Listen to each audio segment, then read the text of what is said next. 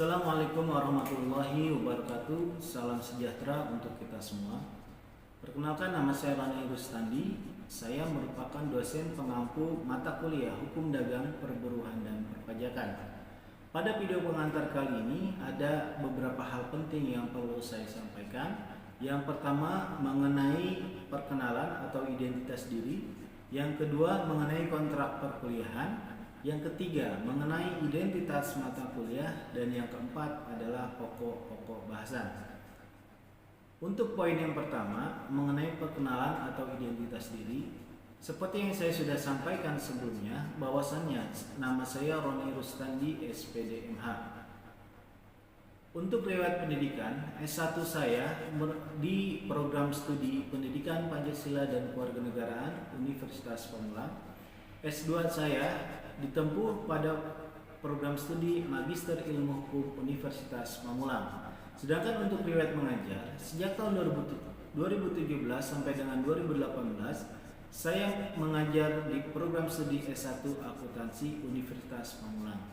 Sedangkan saya mengajar di program studi Pendidikan Pancasila dan Kewarganegaraan ini sejak tahun 2019 sampai dengan saat ini. Selanjutnya mengenai kontrak perkuliahan. Ada dua komponen utama dalam kontrak perkuliahan ini. Yang pertama mengenai tata tertib perkuliahan online, yang kedua mengenai penilaian. Untuk tata tertib perkuliahan online, pertama waktu perkuliahan. Setiap mahasiswa wajib mengikuti perkuliahan online sesuai dengan waktu atau jadwal yang telah ditentukan. 2. Kehadiran. Setiap mahasiswa wajib menanggapi, bertanya, maupun memberikan komentar yang positif pada setiap pokok bahasan materi perkuliahan di forum diskusi e-learning sebagai bukti presensi atau kehadiran perkuliahan.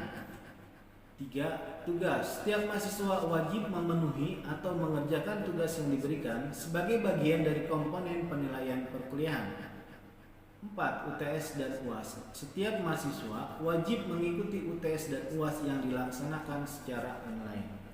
Sedangkan untuk komponen penilaian, seperti yang sudah saudara ketahui bersama, bahwasannya di Universitas Pamulang ini ada 4 komponen utama penilaian. Yang pertama, kehadiran itu sebesar 10% dari keseluruhan nilai. 2. Penugasan sebesar 20% dari keseluruhan nilai. 3. Ujian tengah semester sebesar 30% dari keseluruhan penilaian. Dan yang keempat, ujian akhir semester sebesar 40% dari keseluruhan penilaian. Berikutnya mengenai identitas mata kuliah. Mata kuliah Hukum Dagang, Perburuhan dan Perpajakan ini membahas tentang gambaran mengenai sejarah hukum dagang dan sistematika kitab undang hukum dagang. Hubungan hukum perdata dan KUHD, perantara dalam hukum dagang, pengangkutan dan asuransi, sumber-sumber hukum dagang, persekutuan dagang, ketenaga kerjaan, hubungan kerja, perjanjian kerja, waktu kerja dan waktu istirahat, hubungan industrial, arbitrase dan mediasi, sampai dengan mengenai fungsi pajak, asas-asas pemungutan pajak dan teori pemungutan pajak.